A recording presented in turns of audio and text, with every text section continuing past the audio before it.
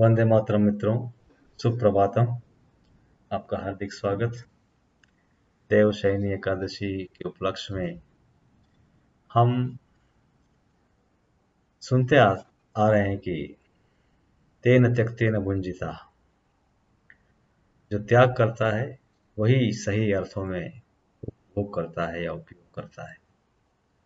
ईशा उपनिषद की ऋचा है, तेन त्यक्तेन भुंजिता। जो त्याग करता है, त्याग के साथ किया हुआ उपयोग अमर होता है। त्याग करने के लिए व्यक्ति को उसका मास्टर बनना पड़ता है, उसका गुलाम नहीं। त्याग वही कर सकता है जो उसका मास्टर हो। और एक जीवंत और शाश्वत एग्जाम्पल हमारे सामने है रामचरितमानस। वहाँ त्याग का कंपटीशन है मित्रों। हर एक व्यक्ति दूसरे व्यक्ति के लिए त्याग करता है, और उस परम त्याग का क्या रिजल्ट है, हजारों लाखों सालों से हम उससे प्रभावित हैं।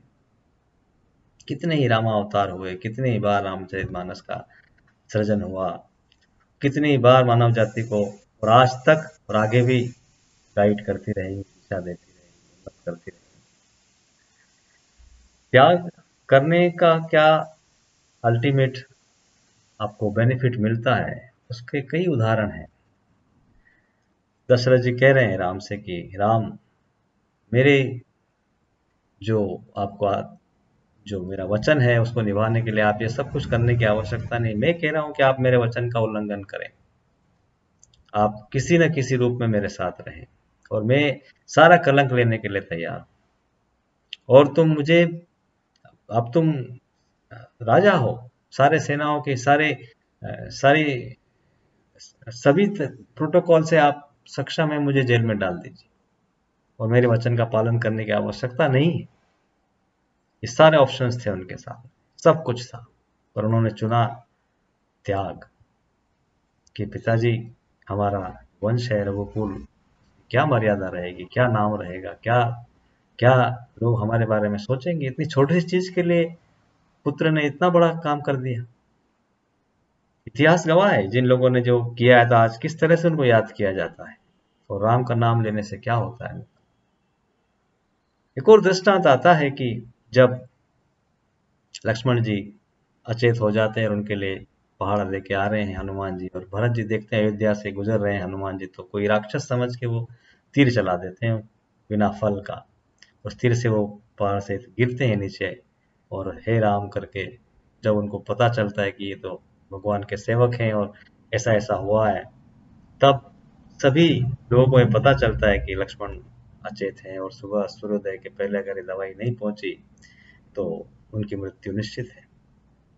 तो सब लोग ने जो कुछ भी कहा, लेकिन जब ये बात कौशल्या जी को पता चली तो उन्होंने कहा कि हनुमान, कहिए राम से कि लक्ष्मण के बिना अयोध्या में प्रवेश न करें। मेरे लक्ष्मण को कुछ होना नहीं चाहिए। तत्काल सुमित्रा जी ने कहा कि क्षमा करें माता, लेकिन हनुमान जी से कह रहे हैं कि हनुमान जी, आप कहें श्री राम से कि निश्चिंत हो के वो अपना काम करें, मेरा भी एक और पुत्र जीवित है, मैं उसको भेजती हूँ उनकी सेवा के लिए। तेन त्यक्तेन भुंजिता। मित्रों, ये त्याग, और उस त्याग के पीछे क्या एटीट्यूड है। राम ने त्याग किया, त्याग वहां से चालू होता है ऊपर से, तो उसका प्रतिफल ब्रह्मांड में कैसा रिटर्न मिलता है। हम पहले पाना चाहते हैं देने के पहले, और वहीं से सारा गणित फेल हो जाता है। जब हम त्याग करेंगे तो त्याग वापस रिटर्न होता, तो आप मालिक बनते हैं, आप उसका गुलाम बन के कभी नहीं। श्रीरविंद्र ने लिखा है द मदर में कि mostly those who possess money, they are possessed by the money, they are not possessors, they are possessed। तो हम उसके गुलाम हैं या मालिक हैं। तो त्याग जब होगा अंतरात्मा से, तब वो त्याग ब्रह्मांड में घूम के वापस, he never keeps anything with him.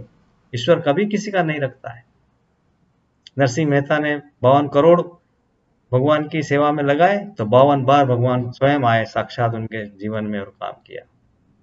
He never keeps, जो कुछ आप देंगे रिटर्न होके, वो naturally it is being done. तो ये जीवन में हम इस भाव से जिए कि हमारा जो कुछ मिला है सब उनका ही है, और उनके ही काम में आना चाहिए, हम उसके मालिक नहीं हैं। और जब आप मिल्कियत छोड़ के काम करेंगे, तब वो जो सबका मालिक है, सबका वो देने वाला है, वो सब आपका एक भी चीज़ बाकी नहीं रखने वाला है। हज़ारों गुना चीज़ें पलट के आपके पास आएँगी और उसका मूल्य आपको मिलने वाला है। राम के त्याग का मूल्य क्या हुआ देखिए आप, जीवन भर त्याग किया उन्होंने, वो मालिक रहे आज तक। किस राजा का, किस देवता का, किस अवतार को इस दृष्टि से याद किया जाता है जैसा प्रभु श्री राम को याद किया जाता है, क्योंकि उन्होंने उस चीज़ को जिया है, तेन त्यक्तेन भुंजीता। तो त्याग कहाँ ले जा सकता है, ये एक एलिमेंट है, हजारों एलिमेंट है जीवन में मित्रों। जब हम उसको ईश्वर के प्रति समर्पित करते हैं, उनकी तरफ लेके चलते हैं और उनका ही मान के उनकी सेवा के लिए लगाते हैं, तो उसका हजारों गुना होके आपको रिटर्न मिलता है। वो कभी भी सांसारिक दृष्टिकोण से नहीं समझा जा सकता मित्रों। भाव हमारे अंदर हो मित्रों कि हम चीज़ों को उनको ऑफर करें, उनके लिए ही, उनका ही दिया हुआ है, और उसका फिर जो चीज़ रिटर्न होगी उसकी कभी कल्पना भी नहीं की जा सकती। इन्हीं शब्दों के साथ मित्रों, फिर समय का अभाव, डिस्कशन जारी रहेगा। तो त्याग जीवन में हमारे इम्प्लीमेंट हो और उस त्याग को ईश्वर के लिए के निमित्त किया जाए, किसी इंसान के लिए, किसी इंस्टीट्यूट के लिए, किसी भी व्यक्ति के लिए नहीं, सिर्फ ईश्वर के लिए, ताकि ईश्वर का ही है और उनके ही चीज को हम दे रहे हैं, वो भाव से किया जाए। इट इज योर्स, और मैं जो कुछ कर पा रहा हूँ वो आपका निमित्त, आपकी दी हुई शक्ति प्रेरणा के आधार स्वरूप ये काम कर रहा हूँ। और डिस्कशन जारी रहेगा मित्रों। वंदे मातरम।